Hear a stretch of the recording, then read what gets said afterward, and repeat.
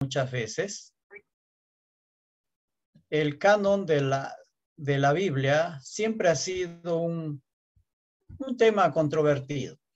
No solo en los primeros años de la iglesia, en los primeros años del cristianismo, sino hasta ahora. De vez en cuando por ahí, cada cierto tiempo, se aparece alguien diciendo, tengo una nueva revelación que el Señor me lo ha dado, ¿no es cierto? Y escribe un libro, saca esto, no sé, y dice, esto es tan igual a la Escritura, ¿no es cierto? Entonces, siempre hay esos problemas, siempre vamos a estar enfrentando esos asuntos del canon bíblico, ¿ya? Que algunos van a reconocer algunos libros, otros no lo quieren reconocer. Veamos primero la palabra canon. Aquí hay en tres términos, en tres idiomas. En el hebreo es cané, canon en el griego, y en latín también canon, ¿no? A nosotros nos llega la palabra canon del latín, no tanto del griego, ¿no? Parece que el latín toma del griego y el griego toma del hebreo, porque el hebreo en ese sentido es un idioma mucho más antiguo, ¿no? Que el griego, porque en este caso es un hebreo que viene más que todo del arameo, ¿no? De una lengua, perdón, viene de lenguas semitas, que van a ser mucho más antiguos que el griego. De ahí de esas lenguas semitas es que el hebreo lo toma. Entonces, su procedencia hebrea o semita sería mucho más antigua, ¿no? Pero en todos estos idiomas, literalmente es una caña, una vara, ¿no? Es un instrumento para medir, ¿no? Así como nosotros, por ejemplo, ahora usamos el metro, ¿no? Y decimos, esta viga tiene tantos metros. O usamos medidas de peso, ¿no? Una balanza, ¿no? Usamos distintos tipos de medidas, ¿no? Para medir el ancho, el alto, medir el peso. Y también se usa, por ejemplo, ahora también para impuestos, ¿no? Entonces, esta palabra también es norma o medida, ¿sí? Es un estándar de medición. Ahora, la palabra canon, cuando nosotros pensamos palabra canon, inmediatamente como cristianos creyentes pensamos en el canon de la Biblia. Pero esta palabra ya luego ha adquirido un montón de significados, ¿no? Por ejemplo, los que vivimos en el Perú, tenemos lo que se denomina el canon petrolero. Son aquellas regiones en el Perú donde hay yacimientos de petróleo. Entonces, la empresa que explota esos yacimientos le da una X cantidad de dinero, no sé si es anual o mensual, a la región, una X cantidad de dinero a la región a donde se encuentra ese yacimiento petrolero para que la región lo use de la manera más conveniente en sus proyectos. A ese impuesto o a ese dinero que se da por la explotación de ese yacimiento petrolero se le llama canon, ¿no? Y canon se le puede llamar a algún otro impuesto, algo que tiene que ver con medidas, ¿no? Con normas, medidas, ¿no? Por ejemplo, en el Nuevo Testamento, Gálatas 6:16 dice, y a todos los que anden conforme a esta regla, paz y misericordia, sea a ellos y a Israel y al Israel de Dios. Aquí se usa la palabra regla. Esa palabra regla, que se traduce regla, es canon en el griego, ¿no? Significa la norma, las reglas, la manera en que debemos vivir y cosas así, ¿no?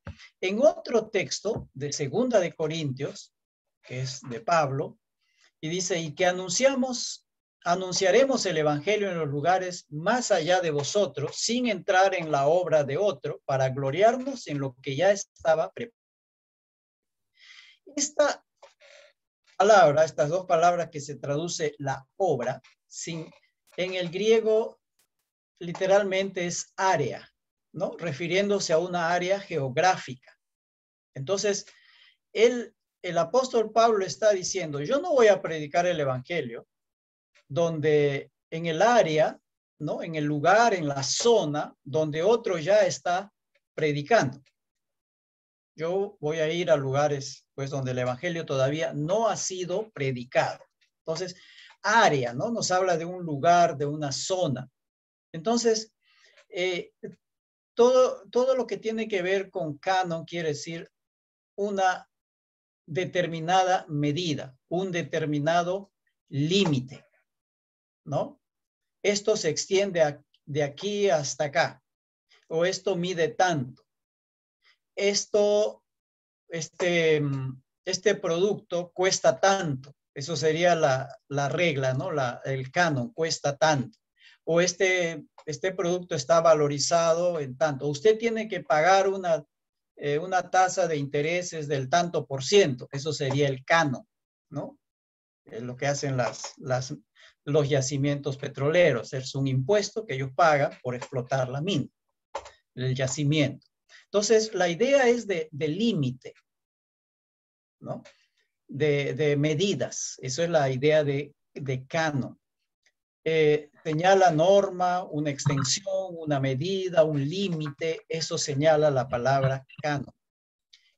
Cuando aplicamos esto a la Biblia, podemos definir canon como de esta forma. Es la lista de libros del Antiguo y Nuevo Testamento considerados divinamente inspirados, los cuales constituyen la Biblia. Analizando brevemente para ver este asunto de límites, de medida. Por ejemplo, dice esta definición que es una lista. Ya nos está hablando de un límite, ¿no? Las listas son de tantos libros. Allí se cierra la lista, ¿no? No nos dice es la cantidad de libros que uno quiere poner allí. No, ya habla de una lista, es algo que está determinado, ¿no? Determinada, es una lista determinada. Luego dice, considerados, aquellos que se piensa que son o que se ha probado, ¿no?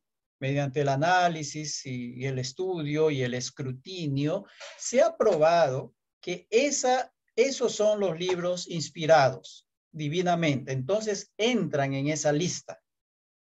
Y una palabra más y constituyen la Biblia.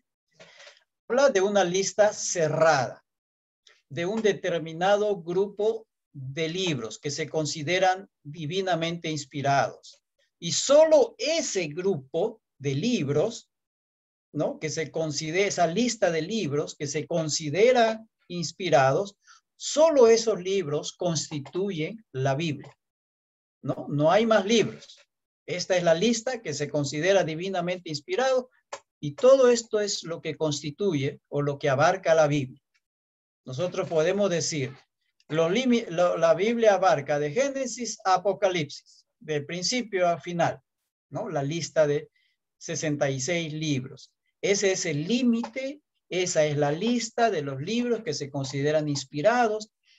Esa es la cantidad de libros que constituyen la Biblia. No hay más, se cerró, ¿no? Entonces nos habla de una medida, de un límite, ¿no? Esa es la idea de canon. Muy bien.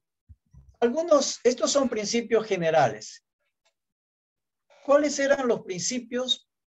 Vamos a dar 4 aquí y cada uno de ellos puede tener sus puntos, ¿no? Pero solo vamos a dar los principales. ¿Cuáles serían algunos principios por el cual un libro es aceptado como inspirado de Dios y entró en el canon, ¿no? Ha sido canonizado ese libro. Es un libro que es considerado, ¿no? Revelación de Dios y el Espíritu ha inspirado para que se escriba ese libro y sea considerado como parte de esa lista de libros que forman la Biblia. En primer lugar, tenía que ser de origen profético. Esto tiene que ver con el Antiguo Testamento o apostólico con el Nuevo Testamento. Por ejemplo, Moisés es profeta del Señor. y todo lo que él escribió, entonces tiene ese sello profético. Samuel escribió primera, segunda Samuel, posiblemente escribió también ¿cómo se llama? Jueces y algunas otras cosas más por allí. Es un profeta, tiene ese sello profético, igual el rey David cuando escribió sus salmos, ¿no? O Salomón y los otros determinados profetas.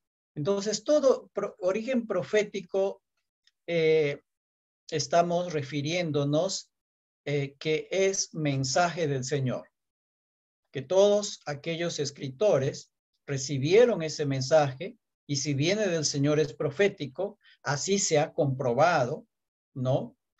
Y entonces fue considerado libros del Antiguo Testamento, el canon, o apostólico, que tienen el sello apostólico. Marcos, por ejemplo, no ha sido un apóstol de Jesús, pero escribió de las enseñanzas y sermones de un apóstol, Pedro. Entonces, lleva el sello apostólico. Lucas tampoco fue apóstol y ni siquiera era judío, era gentil, pero escribió todo el recorrido de Pablo e hizo una buena investigación. Lleva un sello apostólico, ¿no?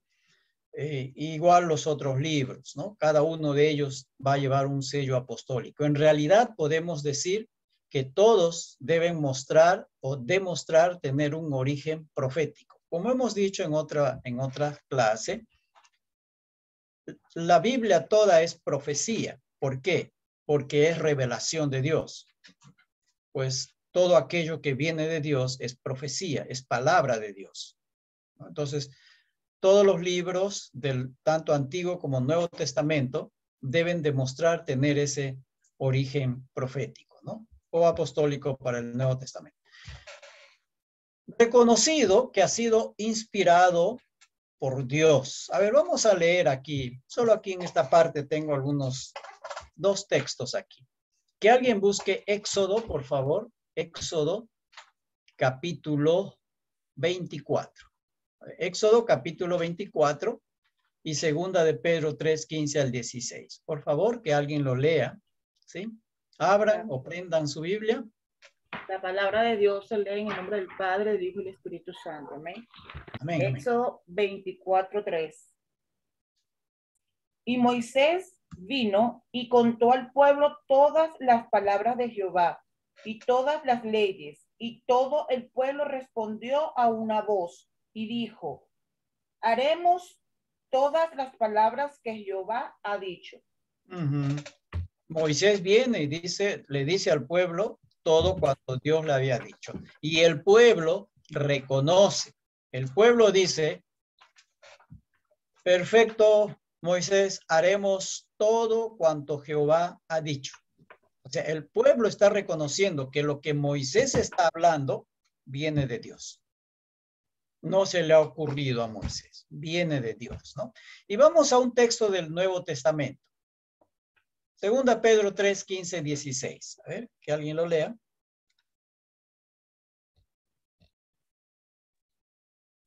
A ver. Segunda de Pedro 3, 15, 16. Por favor.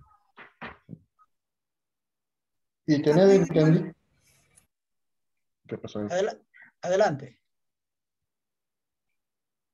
Y tened entendido que la paciencia de nuestro Señor es para salvación, como también nuestro amado hermano Pablo, según la sabiduría que ha sido dada, os ha escrito, casi en todas sus epístolas, hablando en ellas de estas cosas, entre las cuales hay algunas difíciles de entender, las cuales los indoctos e inconstantes tuercen, como también las otras escrituras, para su propia perdición. Ahí está. Ese texto ya lo hemos visto anteriormente y vamos a verlo otra vez en un momento. Allí se está diciendo, hablando de las cartas de Pablo, y se dice que Pablo en sus cartas dice algunas cosas difíciles de entender.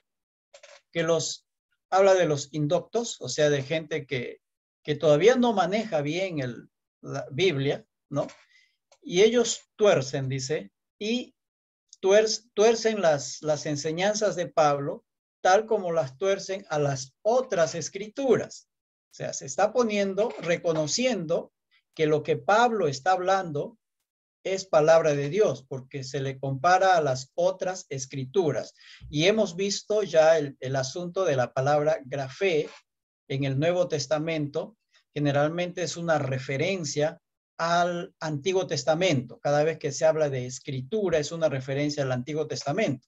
Y aquí en este caso se está comparando los escritos de Pablo, se le pone al mismo nivel que las escrituras, refiriéndose al Antiguo Testamento. Quiere decir que ya temprano, antes que el Nuevo Testamento se cierre, ya se estaba reconociendo que lo que Pablo decía venía de Dios.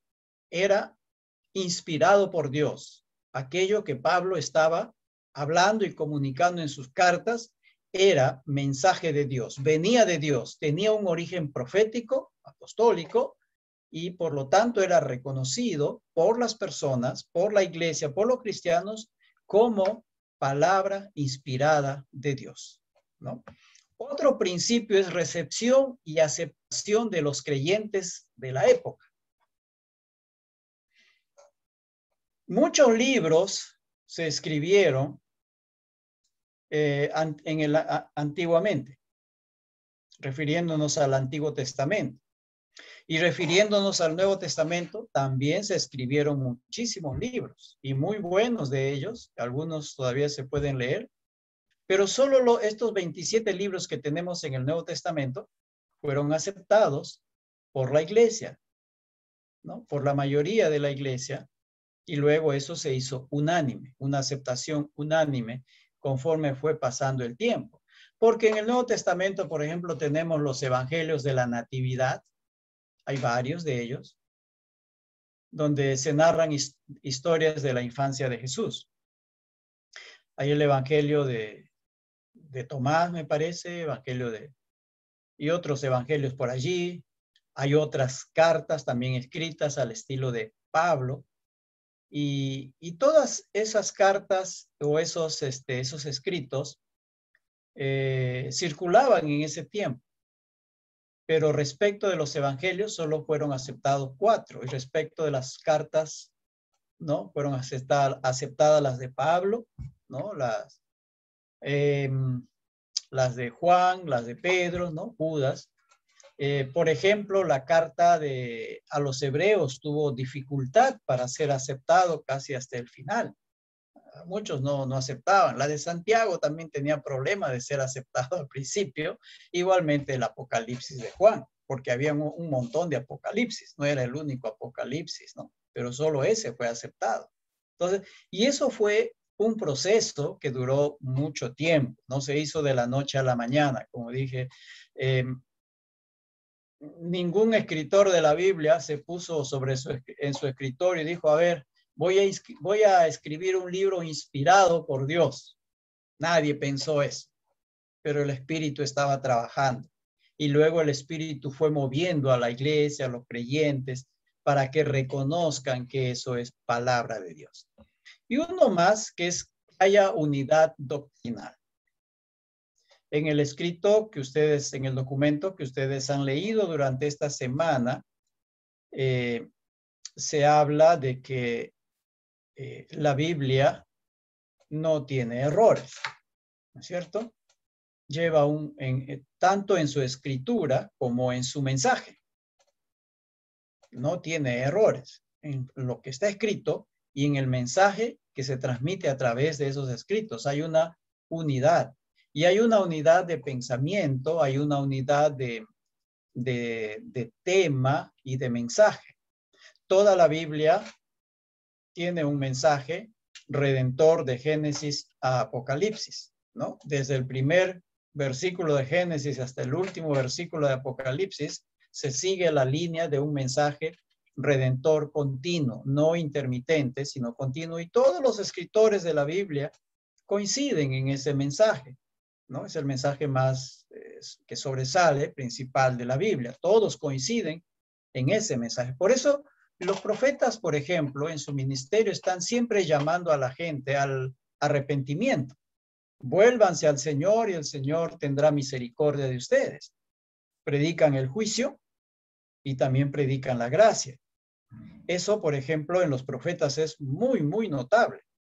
Mire, el Señor viene con juicio, pero si ustedes se arrepienten, vuelven a Él, el Señor les perdonará. Esos dos están siempre juntos. Es un mismo paquete. No se separa. El profeta no separa ese mensaje de juicio y de gracia. Siempre cuando el profeta habla de juicio, inmediatamente habla de gracia. Allí está el pero, ¿no? El Señor está enojado con ustedes y juicio viene sobre ustedes y ahí sale, pero, ¿no? Pero si ustedes se arrepienten, el Señor tendrá misericordia, ¿no? Entonces, todos los profetas, eso es muy relevante en los profetas, ¿no? Bien, estos serían algunos principios básicos, ¿no? Que se requería para que un libro sea aceptado como parte del canon, ya que se reconoce que ha sido un libro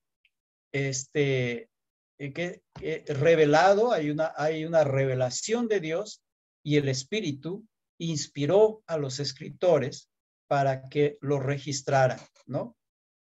Por escrito, esto que el Señor está revelando. Bien, entonces veamos el canon, algo de la historia, ¿no? Rápidamente del canon del Antiguo Testamento. Evidencias externas. Hay lo que se denomina el canon palestinense. Palestinense porque fue escrito en Palestina, ¿no? Este canon fue creado por fariseos que escaparon del asedio que estaba siendo objeto Jerusalén. Recordemos, ¿no? Que Jerusalén fue asediado por el ejército romano desde el año 66 después de Cristo, ya de nuestra era, y cayó en el año 70.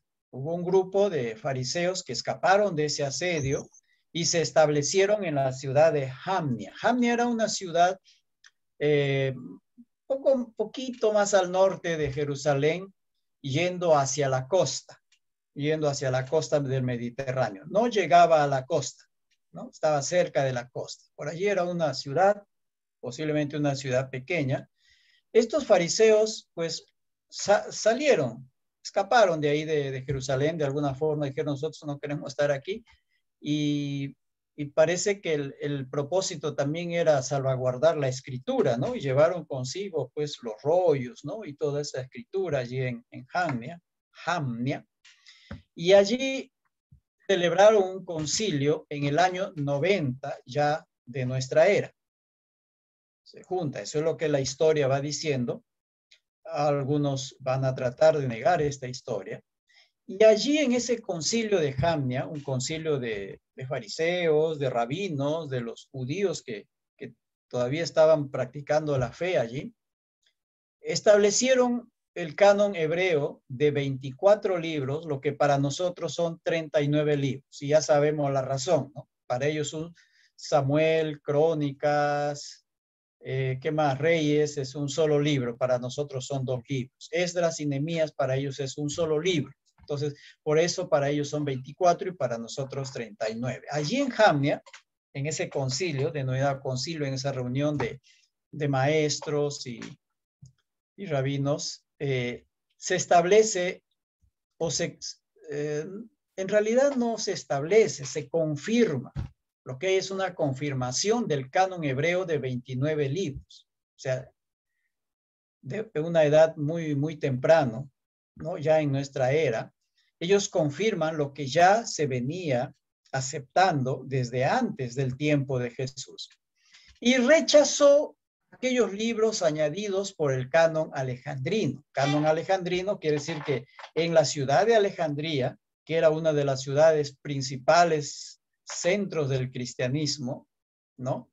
Antes que fuese destruida esta ciudad, ellos allí produjeron este canon alejandrino. Y es allí en donde prácticamente se hizo en su mayoría el asunto de la Septuaginta, que es la traducción del hebreo al griego, ¿no? Entonces, el canon alejandrino, en un rato lo vemos, y tenía otros libros, aparte de estos 24 libros de la Tanaj o de la Biblia hebrea, había añadido otros libros.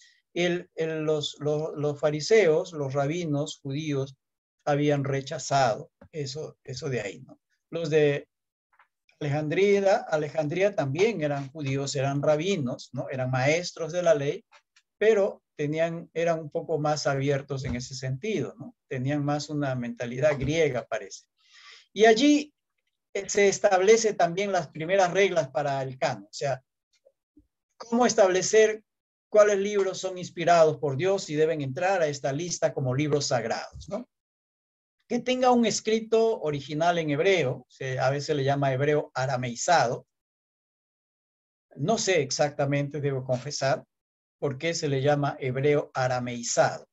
Posiblemente porque tenga las características de la forma como se escribía el hebreo. No, tengo que investigar eso. Y que contenga una enseñanza sana y tenga una calidad literaria, ¿no? Se establecieron las primeras reglas y de ahí se fueron añadiendo otras, ¿no? Este es el canon palestinense, entonces que en el año 90 establece o confirma los 24 libros de la denominada Biblia hebrea o la Tanaj. Ahora, viene el canon alejandrino. El canon alejandrino que es siglo II al I antes de Cristo. O sea, el canon alejandrino es antes de Cristo, unos 3 siglos, ¿no? Antes, o 2 o 3, hasta 3 siglos antes del canon palestinense, el que se hizo en Palestina, en la ciudad de Ham. Y aquí hay los que se denominan protocanónicos, que son los libros de la Taná, o sea, son los libros que el canon palestinense aceptaba. Pero en el canon alejandrino se añadían los denominados libros deuterocanónicos que formaban parte de la Septuaginta. Pero estos libros se llaman deuterocanónicos, o sea, después del canon, ¿no? Después del canon, después que el canon ha sido establecido, ¿no? Se añaden estos. ¿Cómo se llama? La Septuaginta los tenía como canónicos allí, pero la Taná no los tenía, ¿no? O sea, el canon palestinense rechazaba. Y estos son los libros. El libro de Tobías, Judith, Sabiduría, Eclesiástico, Baruch, Primera y Segunda Macabeos. Además, se hacían adiciones al libro de Esther y Daniel. Se hacían esas adiciones. Nosotros en Daniel, ¿cuántos capítulos tiene Daniel? 12, ¿no? O 10. Ya me olvidé. Pero se le añade más cantidad de escritos tanto a Daniel como a Esther. Y el canon palestinense, o sea, la Tanaj, que es la Biblia hebrea, no aceptó esos libros añadidos. No los encontró dignos de ser considerados libros sagrados. Vio posiblemente que habían algunos problemas allí, ¿no? Por ejemplo, en Segunda Macabeos, Segunda Macabeos, está la oración por los muertos, ¿no? Y para los judíos eso pues no estaba bien, ¿no? El Señor le dice, no consultes nunca a los muertos, ¿no? Tenemos eso muy, muy bien establecido. Y en el libro de Macabeos hay una consulta a los muertos, o la oración por los muertos, ¿no? Como se acostumbra a hacer ahora, ¿no? Vamos a orar por el alma de tal persona que ya falleció, ¿no? Para ayudarle a salir rápido del purgatorio y ahorrarle miles de años o millones de años de tormento antes de que se vaya al cielo, ¿no? Entonces, cuanto más misas, más rápido, ¿no? Entonces, se rechazan estos libros. El canon, la Tanaj, la Biblia hebrea, no los acepta. Entonces, haciendo el resumen de esto, el concilio de Jamnia, en el 90 ya de nuestra era, confirma lo que se venía diciendo sobre los libros canónicos del Antiguo Testamento. Los 24 para ellos, 39 para nosotros. Simplemente confirma. No es que ellos ahí recién establecen. Lo que hacen es confirmar lo que venía desde hacía siglos siendo aceptado por los judíos como libros sagrados, ¿no? Como los hagiógrafos. Y el concilio de Jamnia no hace más que confirmar y ya los pone por escrito, o los oficializa, vamos a decir. El concilio de Jamnia no crea el canon, no inventa el canon, sino que confirma lo que ya los judíos creyentes lo venían aceptando desde hace muchos siglos. Y los libros apócrifos o pseudocanónicos o deuterocanónicos, como se les llama, ¿no? No son citados en este concilio de Jamnia, no son citados como parte de estos 24 libros. Fíjense la fecha, es interesante. La Iglesia Católica, ¿no? Ya en el mundo cristiano, es la que considera a estos libros deuterocanónicos o apócrifos o pseudocanónicos. La Iglesia Católica es la que les considera como parte del Antiguo Testamento, y fíjense la fecha, Concilio de Trento, 1546. ¿Qué había sucedido unos años antes? A ver si alguien se acuerda. ¿Qué es lo que había? Concilio de Trento, donde la Iglesia Católica zanja y dice, sí, también estos libros entran al canon y son igual que los otros libros. 1500 años después del concilio de Jamnia, 1500 años después, la Iglesia los zanja. En la Biblia hebrea nunca los aceptaron después los hebreos, nunca lo aceptaron, a pesar de que tenían el canon alejandrino. A las finales nunca aceptaron estos libros. ¿Qué está sucediendo en 1540? Esto sucede en 1546. ¿Qué sucedió unos años antes? ¿Se acuerdan? A ver, ¿quién hace un poquito de memoria ahí, de historia? ¿Qué sucede 1516? ¿Qué sucede? A ver, vamos. ¿Están ahí conmigo? 1516, ¿qué sucede? La reforma protestante. La reforma protestante, ¿no? Cuando Martín Lutero clava sus 95 tesis, se declara, vamos a decir, oficialmente la reforma protestante.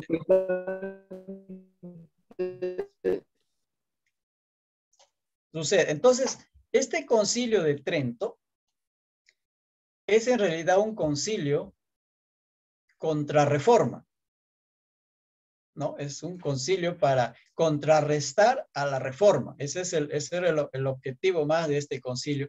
Y es allí, en ese afán de decir nosotros tenemos autoridad, ¿no? Sobre la Biblia, sobre decir qué es inspirado y qué no es inspirado. Nosotros tenemos la autoridad. Entonces, zanjan estos libros deuterocanónicos como libros también inspirados y que deben formar parte del canon de la Biblia del Antiguo Testamento, ¿no? 1500 años después lo hacen ellos, ¿no? Como un intento de hacer una contrarreforma. Y estos libros deuterocanónicos o apócrifos, como que se les llama generalmente, o pseudocanónicos, son ya lo mismo de ahí: Tobías, Judith, Sabiduría, Eclesiástico, Baruch, Primera Macabeos, Segunda Macabeos. ¿Ok? Por eso es que ellos tienen ¿cuántos libros? 73, ¿no? Porque aquí se añaden 1, 2, 3, 4, 5, 6, 7 libros más se añaden. 66 más 7. Entonces, de esa forma nace el canon juntamente con los libros deuterocanónicos, ¿no? Yo tengo una Biblia aquí que tiene esos libros deuterocanónicos, todas las Biblias editadas por la Iglesia Católica Romana tienen sus libros canónicos. Y ellos mismos lo reconocen como deuterocanónicos, o sea, que han sido puestas después del canon. O sea, ¿qué cosa están reconociendo ellos? Están reconociendo el concilio de Jamnia, donde se establece el canon de la Biblia hebrea. Y por eso ellos dicen, estos son libros aceptados después del canon. Por eso dice deuterocanónicos, después del canon. ¿No? O sea, están, de manera indirecta están reconociendo el canon de la Biblia hebrea. Muy bien, a ver, y aquí algunas evidencias internas. Estos textos que voy a mostrar ahora ya lo hemos visto anteriormente, estos textos que están aquí. Aquí tenemos primeramente, bien, leo lo que está ahí. Los actuales libros de la Biblia hebrea son los que reconoció el Señor Jesús. Ahora, ¿cómo sabemos eso? Se nota cuando el Señor Jesús traza una línea, ¿no?, de mártires entre el primer y último libro de la Biblia hebrea. Esa fue una pregunta, me parece, de la evaluación, ¿no? El Señor Jesús traza una línea de mártires entre el primer mártir y el último mártir, que es entre Abel, porque es un hombre, porque es un mártir, porque muere por su fe. Dios se agrada de su sacrificio y su hermano le mata, ¿no? Es un hombre que muere por su fidelidad, por haber sido fiel al Señor, es un mártir. Y Zacarías, que es otro profeta, a quien lo mata. Y esto lo tenemos en Lucas, ¿no es cierto? Lucas 51, 52, aquí está, 50, 51, ¿no? Ahí lo tenemos. Fíjense lo que dice este texto: para que se demande de esta generación la sangre de todos los profetas que se ha derramado desde la fundación del mundo. Desde la sangre de Abel, que lo encontramos en Génesis 4:8, hasta la sangre de Zacarías, que lo encontramos en Segunda de Crónicas, para nosotros, Segunda de Crónicas 24 del 20 al 21. ¿Qué estamos diciendo aquí? Primer libro de la Biblia hebrea, Génesis, y el último libro, Crónicas, en la Biblia hebrea.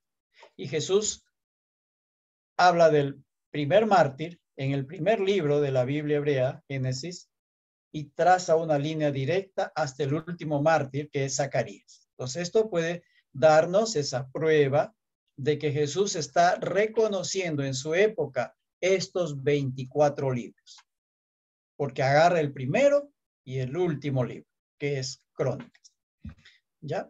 Entonces, cuando Jesús cita el Antiguo Testamento, reconoce la división en tres partes de la Biblia hebrea: la ley, los profetas y los salmos, que son los escritos, ¿no? Eso está en Lucas 24, 44.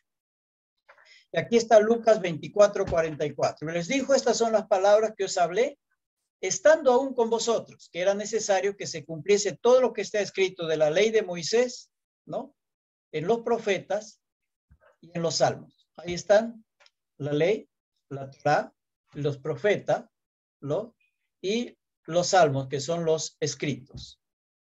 Los Nebihim, profetas, y Ketubim, los escritos. Jesús dice los salmos porque Salmos es el primer libro de los escritos. Hay que recordar esa costumbre de los judíos siempre a veces de nombrar al resto del libros tomando las primeras palabras, en este caso el primer libro, de toda esa lista de los denominados Ketubim o escritos o agiógrafos en griego, ¿no? Entonces Jesús reconoce esa triple división de los libros, está reconociendo ese canon. También en Mateo, porque todos los profetas y la ley profetizaron hasta Juan. Hablar de los profetas, ¿no? Todos los profetas y la ley, hablar de la ley y de los profetas es referirse a toda la escritura. Y además, aquí traza una línea hasta Juan. Juan, el que el profeta que anunció a Jesús. Es el último profeta del Antiguo Testamento que aparece 400 años después de Malaquías. ¿No? Juan es profeta del Antiguo Testamento todavía. Y aparece 400 años después de Malaquías, señalando al Señor Jesús. Y cuando Pablo se entrevista con los judíos, cuando está preso en Roma, ¿no? Y habiéndoles señalado un día, vinieron a él muchos a la posada, ¿no? Al lugar donde él estaba, a los cuales les declaraba y les testificaba el reino de Dios desde la mañana hasta la tarde, persuadiéndoles acerca de Jesús, tanto por la ley de Moisés como por los profetas. Pablo está reconociendo esos libros canónicos, esos 39 libros, ¿no?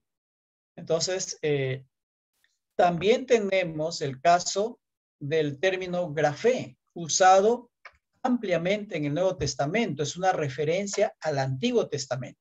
Como está escrito, dicen, ¿no? Y miren lo que dice la Escritura, lo usan los evangelios, lo usa Pablo en sus cartas, conforme dice la Escritura. Término grafé, cada vez que encontramos escrito o escritura, es una referencia al Antiguo Testamento. Y no hay una cita de libros no canónicos en el Antiguo Testamento, ¿no? Ahora, perdón, hasta ahí el término grafé. Ya, ahí terminamos esta parte. Entonces, hay evidencias internas de que en el año 90 el concilio de Jamnia ya confirma los 39 libros para nosotros, 24 para ellos que son parte del canon judío, de la Biblia hebrea. No reconocen los otros libros. Y hasta ahora jamás los judíos han reconocido los denominados libros deuterocanónicos. Eso fue un asunto de la Iglesia Católica. Ellos piensan que tienen más autoridad o que tienen autoridad sobre la Escritura para ellos decir que también esos libros deben ser aceptados. Los judíos jamás los aceptaron, ¿no? Y en ese sentido ellos serían nuestra regla, nuestra medida para decir cuáles son los libros canónicos, ¿no? Entonces, y en las evidencias internas, quizá el texto más claro es cuando Jesús cita la ley, los profetas y los salmos, ¿no? Y esta cita de Abel hasta Zacarías. Quizás son los textos más evidentes, más claros, donde el propio Señor Jesús reconoce esta lista de libros en sus 3 divisiones. Veamos. Ahora, cuando el cristianismo aparece, se necesita de un corpus de escritos sagrados para las decisiones doctrinales y de conducta cristianas. Porque ¿qué cosa está pasando en la iglesia? Pablo viene, predica. Detrás de Pablo vienen algunos judaizantes y dice, está bien, son cristianos, pero también tienen que cumplir la ley, tienen que circuncidarse, guardar el sábado, toda la ceremonia judía. Tenemos el caso del concilio, creo que concilio de Jerusalén en Hechos, cuando viene y dice, pero los gentiles también se están convirtiendo, no puede ser, ¿no? Porque estaban pensando que el cristianismo era una extensión del judaísmo y solo era para los judíos. Y se alarman cuando ven que personas no judías se están convirtiendo al evangelio. Entonces vienen los judaizantes y dicen, está bien, si se van a convertir, que cumplan con los ritos judíos, ¿no? Que la circuncisión, que el lavamiento, que esto, que aquello. Entonces tienen un concilio de apóstoles, ¿no? Allí en Jerusalén, y dicen, habla Santiago, dice, señores, no les vamos a poner más carga sobre ellos. Lo único que les vamos a decir es que no coman carne de ahogados, eviten la fornicación, ¿no? Y no coman la sangre de los animales. No más. O sea, porque si aceptaban el asunto de la circuncisión, los sábados, estaban judaizando a la iglesia. Ese es el problema que Pablo va a ver en Gálatas y va a escribir contra ese intento de judaizar a la iglesia en Gálatas. Y posiblemente en otros libros más uno puede ver esos intentos de judaizar a la iglesia. Ahora, actualmente hay todo un movimiento judaizante, ¿no? Hay muchos supuestamente cristianos que se están convirtiendo al judaísmo porque siendo judíos son mejores cristianos. Hay hasta una Biblia Kadosh creo se llama, en donde se reemplazan algunas palabras por palabras judías, ¿no? Entonces, eso es no ser fiel al original. El original está en griego y debe traducirse lo que está allí. Tú no puedes reemplazar una palabra por otra porque entonces empiezas a adulterar. Es como lo hacen los testigos de Jehová, ¿no? Entonces, por ejemplo, ellos, en el Nuevo Testamento no existe la palabra Jehová, pero ellos añaden la palabra Jehová allí cuando les conviene, y cuando no les conviene no lo ponen. Cuando dice que Jesús es el Jehová, ahí ya no lo ponen, lo sacan, ¿no? Eso lo pueden ver ahí en Romanos 9, me parece que es. Entonces, se necesita algo para instruir a los cristianos en doctrina cristiana y en una conducta y vida cristiana, no judía, sino cristiana. Se necesita esa instrucción y ahí van a jugar papel muy importante las cartas de Pablo, por ejemplo. Juegan un papel muy importante. Entonces, ¿cómo se va formando el canon del Nuevo Testamento? A ver, aquí un poco de historia. Rápido pasamos. Hay lo que se denominó el canon de Marción. Este era un hereje, aprendió cristianismo, qué sé yo, y de ahí se fue por las ramas, ¿no? Es del siglo II. Este hombre desecha todo el Antiguo Testamento, porque el Antiguo Testamento nos muestra un Dios vengativo, malo. Entonces, no, ese no puede ser el Dios del Nuevo Testamento. Rechaza todo el Antiguo Testamento. Hasta ahora hay personas que consideran eso, que rechazan el Antiguo Testamento, pues influido por esta época, diciendo que el Dios del Antiguo Testamento es un Dios malo, vengativo, genocida, le ponen todos los nombres que acostumbran a poner ahora. Pero si uno entiende bien el Antiguo Testamento, el Dios que tenemos allí es un Dios de amor y de misericordia, todo lo contrario de lo que se piensa. Es un Dios de amor y de misericordia. No hay, ¿no? Un Dios es el único Dios, pero en comparación con otros que denominados dioses, el Dios que nos presenta en la Biblia es un Dios de amor, de misericordia, de compasión. Cuando el hombre cae, el hombre se aleja de Dios y es Dios quien viene a buscarlo. Adán, ¿dónde estás? Señor, me escondí. ¿Qué pasó? Y lo redime. Es el Dios que cuando la humanidad se corrompe a grados extremos, tiene que salvar a la raza humana para que no desaparezca, y salva a 8 personas, a una familia en el arca de Noé, como un acto de misericordia, porque los otros no querían saber nada con Dios. 120 años estuvo predicando, se calcula que ese fue el tiempo que estuvo predicando Noé, o que vieron construir el arca, y no quisieron saber nada con Noé. Y Dios tiene que hacer un acto de misericordia y de salvación para impedir que la raza humana desaparezca, igual de lo que hizo con Adán y Eva, ¿no? Y así va presentando distintos actos de redención, de rescate que Dios tiene que hacer con el hombre, y el hombre sigue siendo rebelde, rebelde, rebelde, rebelde. Hasta hoy día seguimos siendo rebeldes. Entonces, desecha todo el Antiguo Testamento, Marcio. En el Nuevo Testamento solo acepta Lucas y las 10 cartas paulinas. El resto de los evangelios no lo acepta, tampoco las otras cartas. Él hace su propio canon. Pero, ¿por qué sirve esto para la historia del canon? Porque ya en el siglo II, por ejemplo, se según este canon herético, ¿no? Lucas es considerado ya palabra de Dios por Marción, y también las cartas paulinas. Indudablemente que su canon del Nuevo Testamento es incompleto, pero fíjense que ya hay ese principio de aceptar desde muy temprano en el cristianismo a Lucas y las cartas paulinas, aunque este es un hereje. No incluye las cartas pastorales de Pablo. ¿Cuáles son las cartas pastorales de Pablo? A ver. ¿Cuáles son las cartas pastorales de Pablo? ¿Alguien se acuerda? Timoteo, Tito.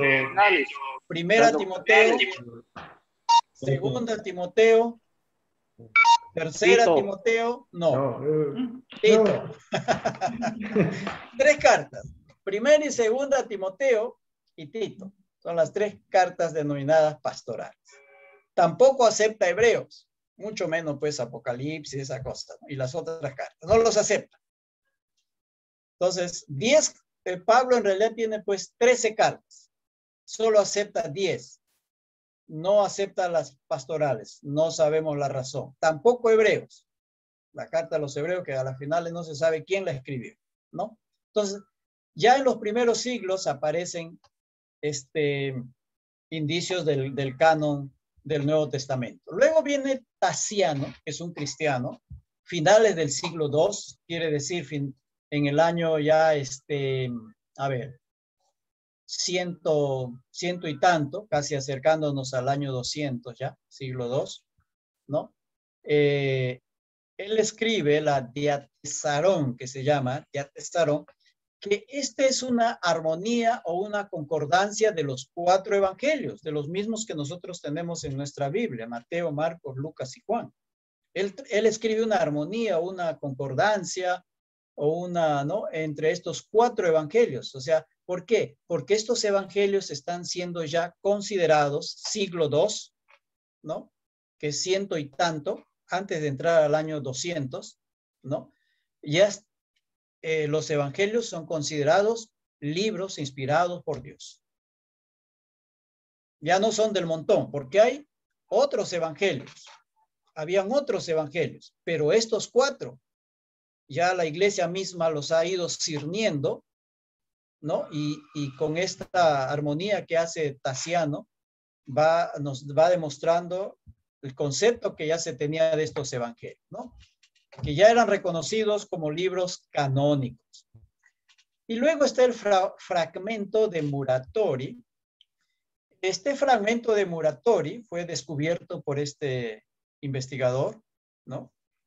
Ludovico Antonio Muratori, en la Biblioteca Ambrosiana de Milán. Y fíjense la fecha. ¿Cuándo se descubrió esto? En 1740. Pero se publicó en 1740. Quizás unos años antes, un año antes, él lo había descubierto en la Biblioteca Ambrosiana de Milán, escondido por 1700 años. Descubre un documento bien antiguo que data de finales del siglo II y principios del siglo III. Estamos hablando ya del año 200 después de Cristo. Temprano, ¿no? De ahí data la fecha de este documento que fue descubierto en esa biblioteca en 1740. Acepta en este fragmento Muratori, porque no es el libro completo, es un fragmento, se perdieron páginas, qué sé yo. Aceptan 22 libros. Excluye Hebreos, Santiago, primera y segunda de Pedro y tercera de Juan. No está. De repente en las hojas que se perdió estaba, no sé.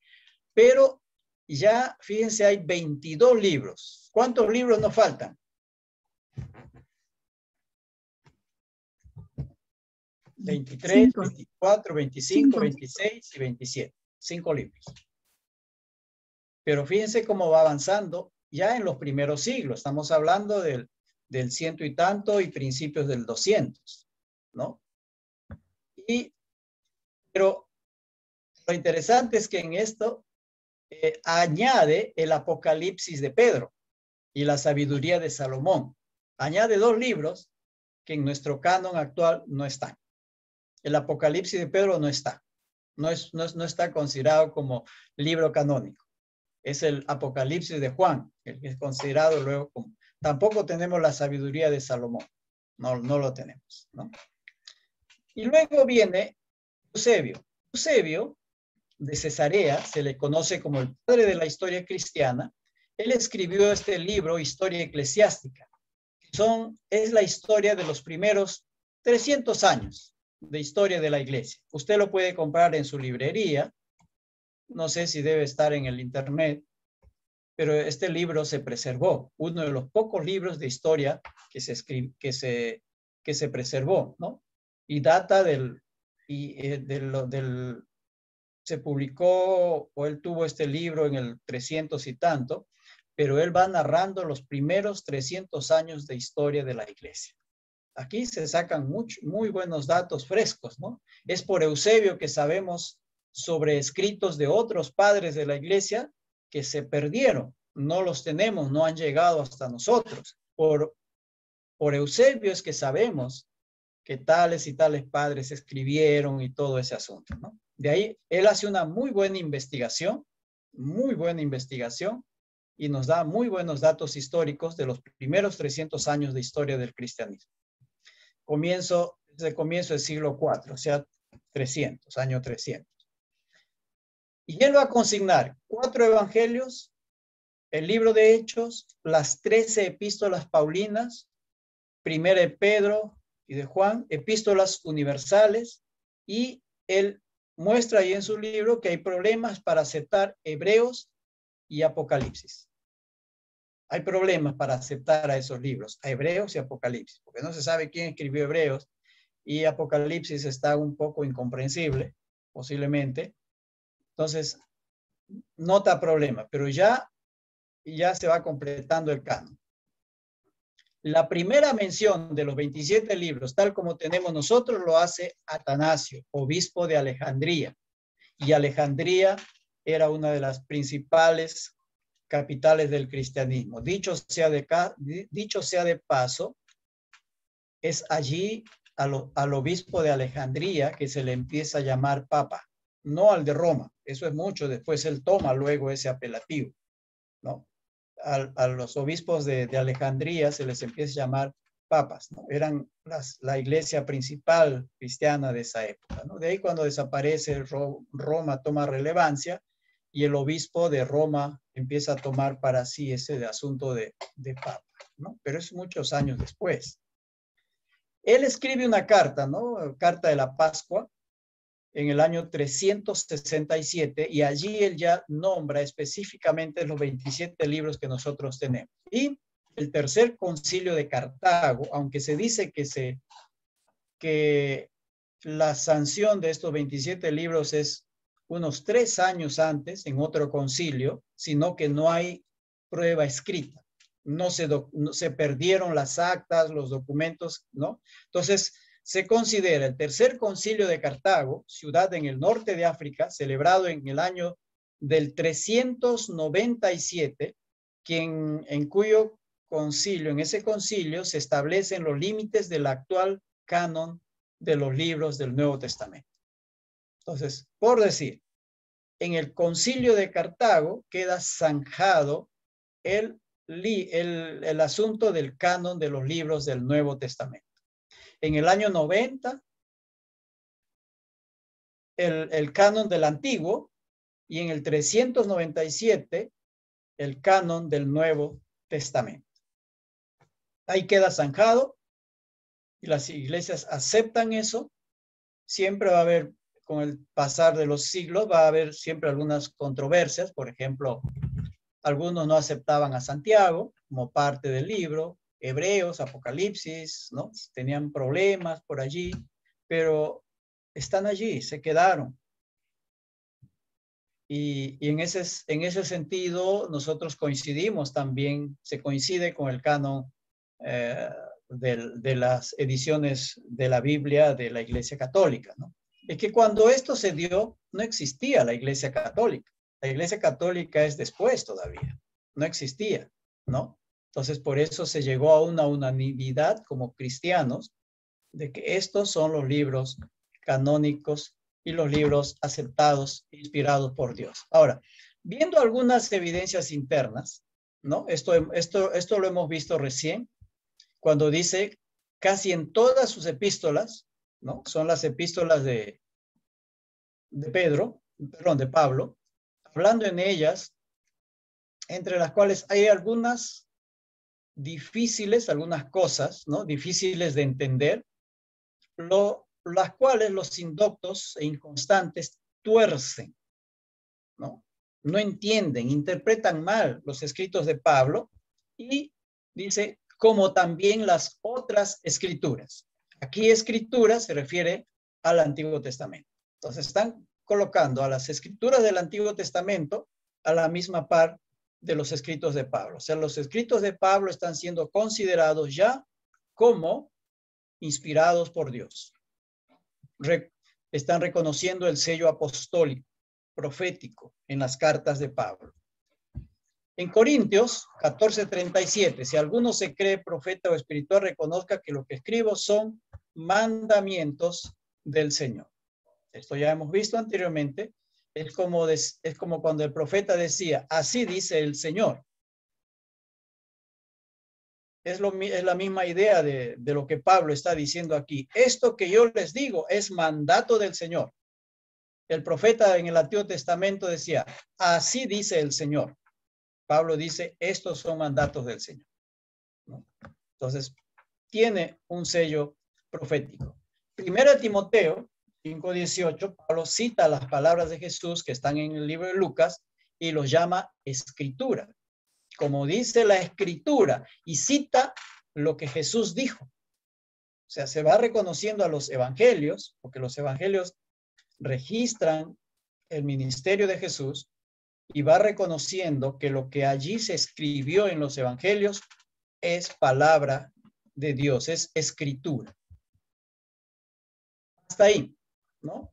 Respecto de el canon, tanto del Antiguo como del Nuevo Testamento. Hemos hecho un recorrido histórico así bien rápido, ¿no? Muy, muy rápido, y hay muchas cosas más que decir, ¿no? Ahora, esto no recuerdo si lo hemos visto anteriormente, me parece que sí. La división en capítulos lo hizo Stephen Langton, arzobispo de Canterbury, Inglaterra, en el año 1227. Solo en capítulos, porque yo les mostré en una clase pasada cómo eran los escritos originales griegos, ¿no? No había división entre palabra y palabra, todo era seguido, era escritura continua. Mucho menos iba a haber división de capítulos y versículos, ¿no? Era todo, no habían esas divisiones. Fíjense, en el 1227 recién se dividen en capítulos. Faltan todavía los versículos. 200 años después, recién se empieza a dividir en versículos, ¿no? Parece que el primero que lo hizo fue el rabino Natán. Y luego este francés que era impresor, Robert Stefano, él luego, tomando este trabajo de este rabino llamado Natán, él ¿cuándo es? En 1555, ¿no? Lo hizo con el Nuevo Testamento y usó básicamente el trabajo del rabino Natán para lo del Antiguo Testamento. 200 años después que se dividió en capítulos, se divide en versículos. Un poco más de 200 años, ¿no? Y ahora para nosotros, pues es normal pues encontrar una Biblia con capítulos y versículos. ¿Y cuánto nos facilita eso encontrar? ¿No es cierto? Imagínense en el año 1000, como dijo el profeta Isaías, ¿no? ¿Qué podemos citar del profeta Isaías o de otro? Si quisiéramos citar Isaías 53, ¿no? ¿Quién ha creído a nuestro anuncio y todo lo demás, ¿no? Vaya a saber dónde encontrar eso en Isaías. No teníamos ni capítulos ni versículos. ¿Qué hacemos? Pues ahí tenías que ser muy, muy hábil para encontrar la escritura. Y ahora ni siquiera necesitas deshojar la Biblia, ¿no es cierto? Vas a la versión electrónica, pone los versículos y el aparato allí lo busca por ti y te lo presenta. Ya ni siquiera recorremos buscando páginas, simplemente digita lo que quieres y te aparece. Mayor facilidad que eso no.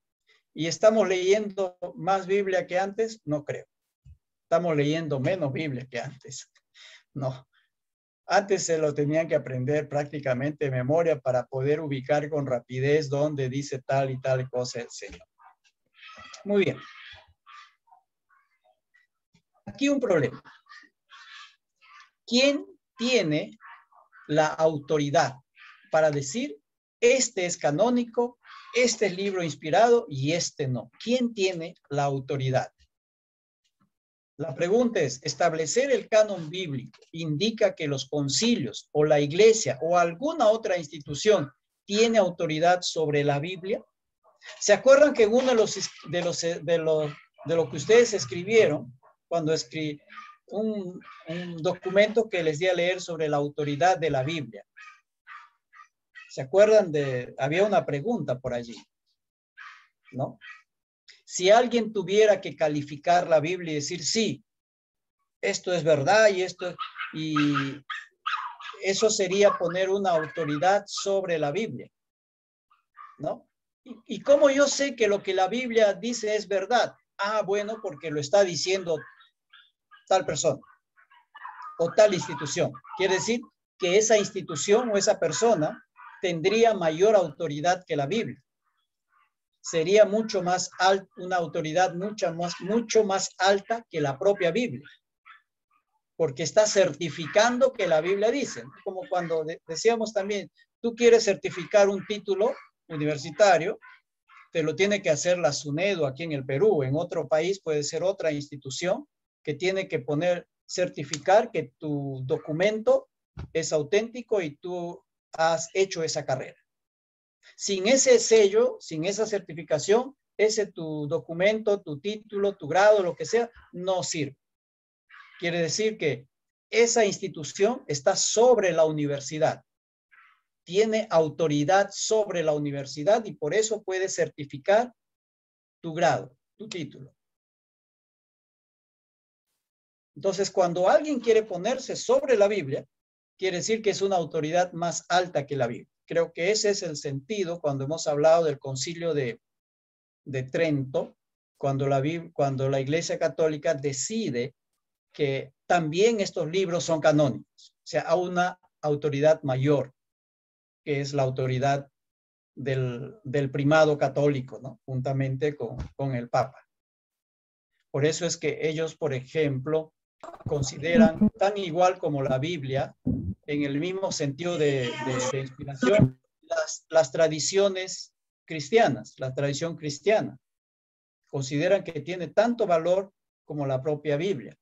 Y cuando el Papa habla ex cátedra, quiere decir que tiene igual valor que cualquier escrito de la Biblia, que está siendo inspirado por Dios y por eso está hablando, ¿no? Entonces, pero creemos que la iglesia no tiene autoridad sobre la Biblia. Nosotros como iglesia, como creyentes, no estamos sobre la Biblia. Lo que la iglesia hizo, los concilios hicieron, fue confirmar la autoridad suprema de la palabra de Dios. Quien tiene la autoridad más alta es la Biblia. La Biblia tiene autoridad sobre la iglesia. La Biblia tiene autoridad sobre los creyentes. La Biblia tiene autoridad sobre cualquier concilio. La Biblia es la regla de fe y práctica. No hay mayor autoridad que ella. Es la autoridad más alta en sí misma. La Biblia a sí misma se dice que es palabra de Dios, que es palabra inspirada de Dios, que es revelación de Dios. En ese sentido, la Biblia es muy tajante, muy radical, no acepta una autoridad mayor que ella. Bueno, podría decir la mayor autoridad sobre la Biblia es su propio autor, Dios. ¿no? Y el Espíritu.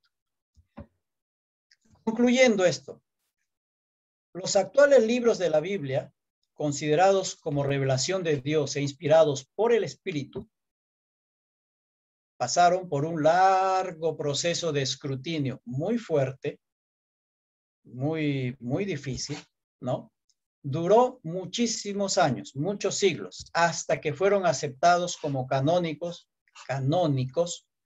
por los creyentes en el único y verdadero, aquellos creyentes, ¿no? Que creen en el único y verdadero Dios que las Escrituras nos revelan y quien se hizo hombre en Jesucristo. O sea, el canon de la Biblia no se hizo de la noche a la mañana. Pasaron muchos siglos, sobre todo el Antiguo Testamento. Pasó más siglos que el Nuevo Testamento para que se acepten los actuales libros que conforman la Biblia hebrea, lo que para nosotros es el Antiguo Testamento. Muchos siglos, hasta que por fin fue zanjado. Dice, estos son los libros considerados. El Nuevo Testamento duró menos tiempo. Duró 300 años, un poco más de 300 años, para que se acepten los actuales libros del Nuevo Testamento como libros canónicos, ¿no? Esa fue el proceso que se pasó. Y podemos decir, corrió mucha sangre. Detrás de esto corre sangre, corre sacrificios, corre cárceles y todo lo demás. Fíjense lo que nos dice Hebreos 11, ¿no? Cómo muchos profetas murieron por causa de la palabra del Señor. Como muchos profetas de los profetas escritores, pasaron de todo cuando comunicaron la palabra del Señor. Ha habido mucho sacrificio detrás de este canon. No ha sido cosa liviana que estos libros nos lleguen a nosotros como libros inspirados del Señor. Muy bien, creo que hasta ahí tengo esta parte de lo que es el canon. Hemos hecho una historia rápida, ¿no? Pues hay más información que usted puede buscar en algunos textos. Si quiere una información mucho más detallada sobre el asunto del canon, ¿no? Generalmente lo encuentras como texto y canon.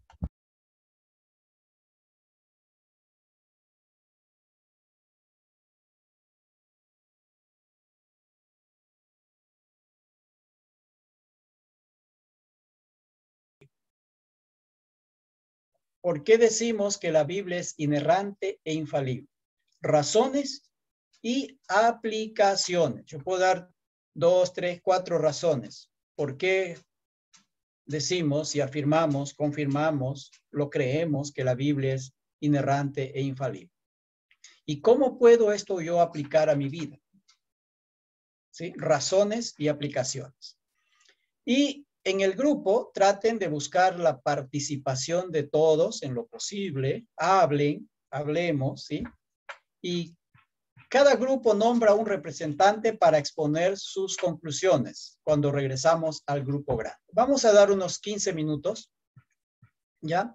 Algo puede intervenir un representante o dos de cada grupo, tratando de dar qué conclusiones han sacado, razones de por qué creemos que la Biblia es infalible o es inerrante, y cómo aplicamos esto a nuestra vida, ¿no? Como creyentes, ¿sabe?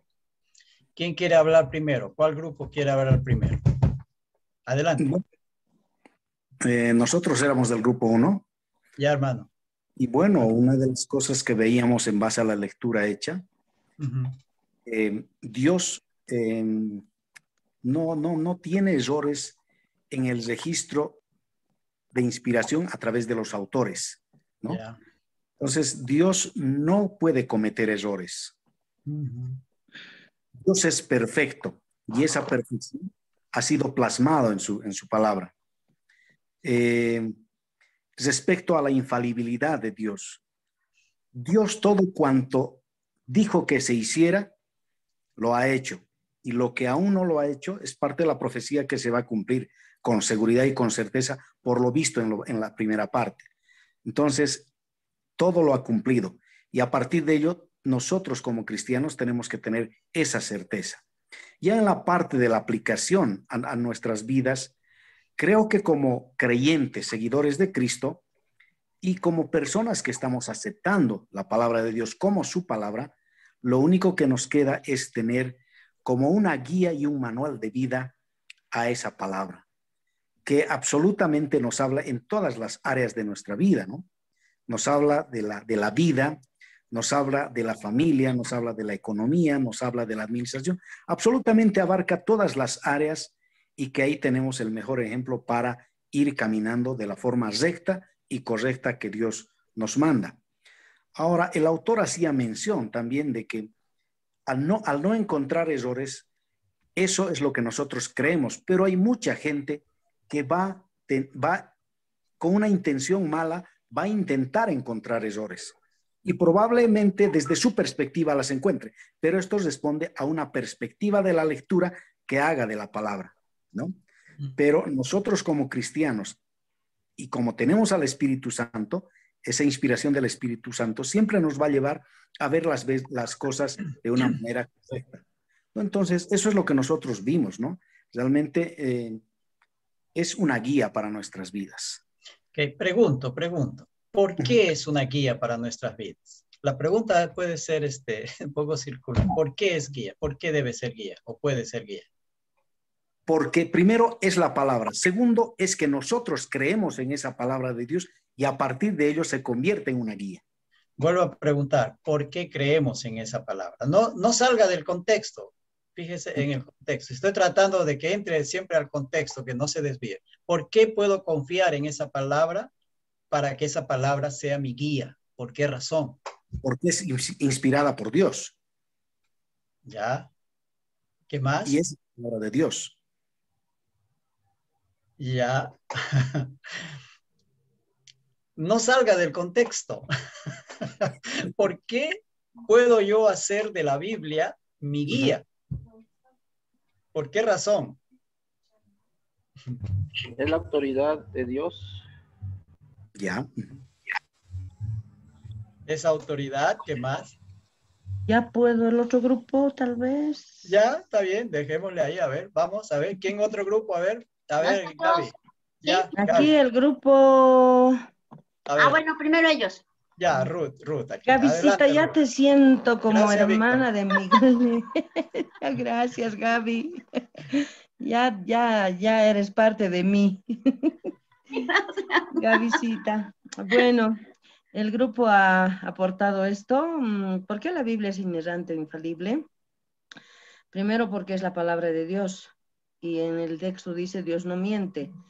No es falible porque está inspirada por Dios. Está inspirada por el Espíritu Santo. A través del tiempo puede que la Biblia presente en el sentido de lo que se traduce, puede haber algunas fallas, pero porque los que lo están traduciendo, en el sentido de que lo están traduciendo, puede haber fallas, ¿no? Como por ejemplo, había un pastor que decía, un maestro, ¿no? En la clase de hebreo que pasó, decía, no es exactamente traducido el Salmo 23 como dice, Jehová es mi pastor, nada me faltará, no, sino la traducción exacta sería, Jehová es mi pastor, no me faltará, ¿no? En ese sentido, puede haber fallas en la traducción a medida que vayan traduciéndose en el tiempo. También la Biblia no tiene falla o errores, pues está escrita por hombres inspirados por el Espíritu Santo. También porque es una verdad absoluta, no cambia. La palabra es eterna y todo pasará, dice, ¿no? La Biblia misma, pero su palabra no pasará. Es la verdad, no hay otra. Como en Salmo 119 dice la palabra de verdad. En San Juan 17 también dice, ¿no? Sacando una palabra de la palabra, la suma de tus palabras, es verdad. Entonces, podemos asegurar que la Biblia es la única verdad, no hay más, es la verdad. Pues los que han escrito la palabra de Dios no se equivocaron al escribir, sino que al traducirlo puede haber, ¿no? ¿Qué aplicación sacamos a eso? Pues no debemos, pienso yo, es la que nos trae la verdad, es la absoluta verdad, no hay más, ¿no? Entonces, como cristianos, había un hermano del grupo que decía, ¿no?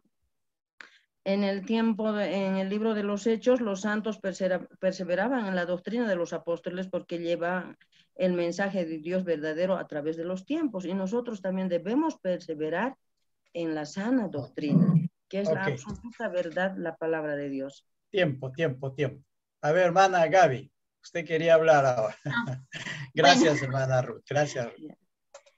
Nosotros lo que vimos en el grupo es de que, pues lo que ya se ha comentado, de que la palabra de Dios no tiene error, no se contradice, no puede ser quebrantada, y que efectivamente ahora sí que es la palabra de Dios que a través del Espíritu Santo ha inspirado a los escritores originales, pues para que la escriban, y han escrito lo que Dios nos ha querido decir, lo que Él ha querido que nosotros escuchemos, lo que Él ha querido que nosotros sepamos. Ajá.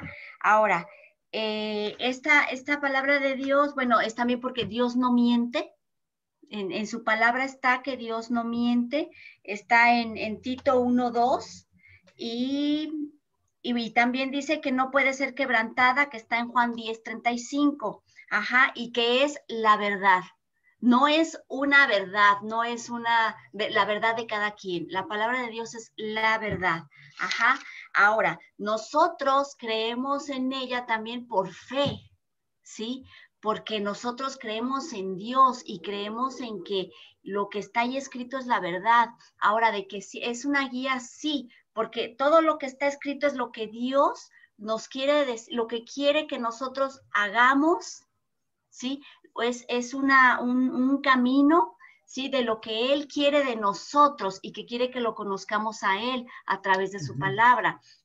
Sí, y para aplicarlo, pues es obedecer la palabra. Si no la obedecemos, pues se queda en pura teoría. Ajá, nosotros debemos de aplicar en nuestras vidas, obedecer la palabra. Ahora sí que perfectos ni vamos a ser absolutos nosotros porque no lo somos, pero porque a través de eso, de nuestras acciones y todo, también vamos a dar testimonio para las personas que no conocen de Dios, ¿sí? Y es una forma también de evangelizar, no nada más de forma teórica. Ok. 20, pues. Voy poniendo vamos, un poco como que le hago la misma pregunta que hice a Víctor, ¿no? ¿Por qué puedo yo hacer de la Biblia mi guía? Porque ahí nos... Ah, bueno. ¿Y por qué debo obedecerle? Y repito, en el contexto de lo que estamos reflexionando. ¿Por qué puedo hacer de la palabra mi guía? ¿Por qué debo obedecerle? En el contexto de del tema que estamos discutiendo. Guía porque Dios ahí nos dice la verdad. Porque es la única verdad, no hay más. La verdad absoluta, es la verdad, ajá, no es relativa. Entonces Dios nos dice la verdad y la verdad es lo que nos va a guiar. Okay. Bien, hay otro grupo más, éramos 4 creo, no sé si cada uno ha sido. A ver, otro grupo, ¿quién vía Holger estaba en otro grupo por allí? O no sé, a ver, ¿quién quiere hablar del otro grupo? Creo que me falta un grupo, a ver. A ver, no se me escondan, ya. Adelante, a ver. Sí. Somos del grupo 4. Ya. Y decíamos que inerrante es que la Biblia no tiene errores. Infalible porque la Biblia no falla, es lo que dice, cumple. Y decíamos también esto porque hemos visto que desde Génesis hasta Apocalipsis es un libro que está escrito por más de 40 autores, más de 1500 años. Y lo que decía en el Antiguo Testamento se ha cumplido en el Nuevo Testamento. Y por todo lo que hemos visto, podemos decir que la Biblia no tiene errores. Y más que todo porque nos dice en 2 Timoteo 3:16 que toda la escritura es inspirada por Dios y es útil para que nos enseñe y sucesivamente.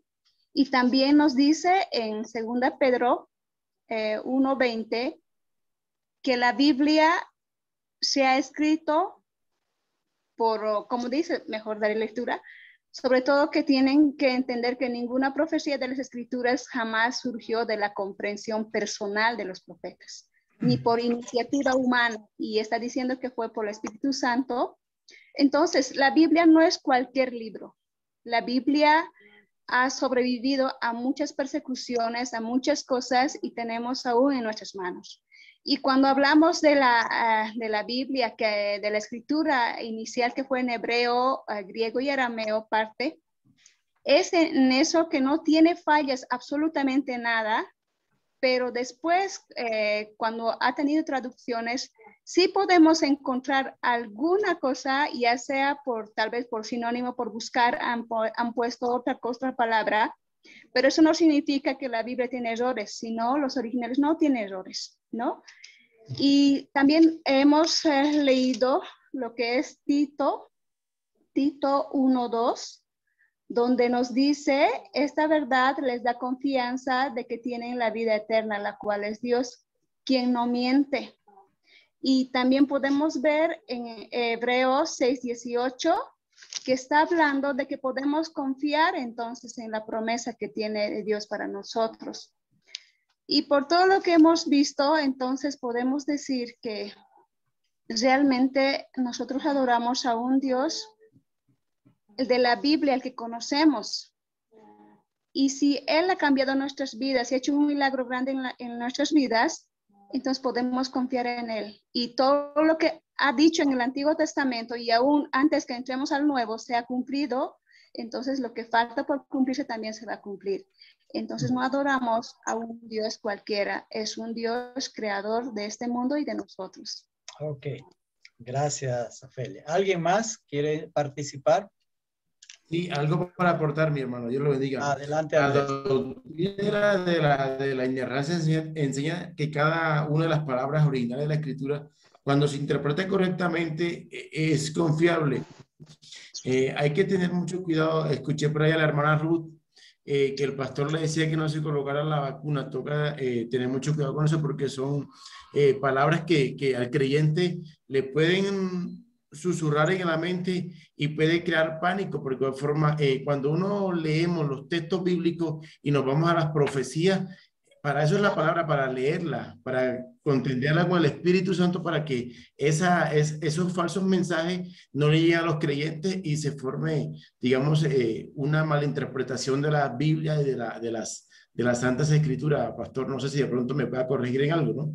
Esa es mi opinión. Toca tener mucho cuidado y constantemente leer los textos bíblicos, más que todas las profecías, porque acuérdense que en los últimos tiempos vendrán falsos profetas, vendrán falsas doctrinas a quererse posesionar sobre la palabra. Entonces tenemos que tener mucho cuidado con esas.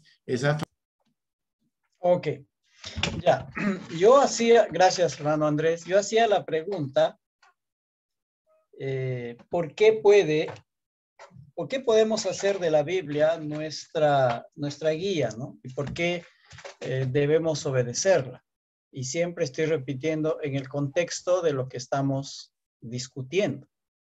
Y estamos discutiendo el asunto de la inerrancia e infalibilidad de la Biblia. Entonces, debemos tratar de mantenernos en ese contexto. En ese contexto nuestra discusión, nuestro diálogo, ¿no? Entonces, yo insistí en la pregunta, ¿por qué puedo hacer de la Biblia mi guía? porque es inerrante e infalible. Porque no falla. ¿Por qué le voy a obedecer a lo que la Biblia me dice? Por la misma razón. Porque yo sé que lo que la Biblia me dice es verdad. Es infalible en todo lo que la Biblia me afirma, me dice, me promete y todo aquello, ¿no? Entonces, la Biblia siempre va a ser mi guía, y una de las razones es porque considero y creo que no falla, es absolutamente segura, es inerrante en su forma escrita. Cada palabra ha sido dada por el Espíritu y es infalible en su propósito, en lo que quiere conseguir, ¿no? Entonces, ¿por qué este ejercicio también de discutir, de dialogar? Porque observando creo que ¿cómo se llama? En la evaluación puse una última pregunta, ¿no es cierto? Para que usted lo discuta entre 90 y 100 palabras. Algunos hicieron menos de eso, algunos se pasaron a 200 palabras y no mantienen su unidad de pensamiento. O sea, estamos discutiendo sobre este tema y sobre ese tema tiene que basar o tiene que discurrir todo lo que yo estoy escribiendo o lo que estoy hablando. La tendencia es a que tendemos a salir para otro lado. Nos vamos para otro. No estamos diciendo ninguna mentira, no estamos diciendo herejías, pero no estamos centrados en el contexto del tema que estamos discutiendo. Espero dejarme entender, ¿no? Imagínense que estamos hablando sobre el pecado en el ser humano, ¿no? Que es, discurrimos sobre el pecado, ¿no? Dialogamos, hablamos todo sobre eso y damos la vuelta sobre ese tema. Pero de repente se me ocurre meter, pues, la muerte segunda, el lago de fuego ardiendo, ¿no? O sea, no estoy diciendo una mentira, es cierto todo eso, pero no tiene que ver con mi tema. O sea, me salgo del contexto del tema sobre el cual estoy hablando, ¿no? Entonces, eso hay que tener cuidado cuando uno reflexiona. No salirse del contexto del tema donde estamos discutiendo, sobre el cual estamos reflexionando. Esa es la idea, ¿no? Y creo que una respuesta muy sencilla era, ¿por qué hago de la Biblia mi guía? Porque en el tema es obvia, porque es infalible, porque es inerrante, no va a fallar, todo cuanto dice allí es verdad. O sea, la respuesta es un tanto obvia, ¿no? Podemos discurrir en otros temas, en otras respuestas teológicas, pero no estamos en otros contextos, sino en el contexto de la inerrancia y la infalibilidad de la Biblia, siempre centrado y apuntando, ¿no? Entonces, gracias por sus opiniones, gracias por la discusión. Yo creo que cada uno de nosotros tiene bastante que aportar en cada una de las intervenciones. Muy bien.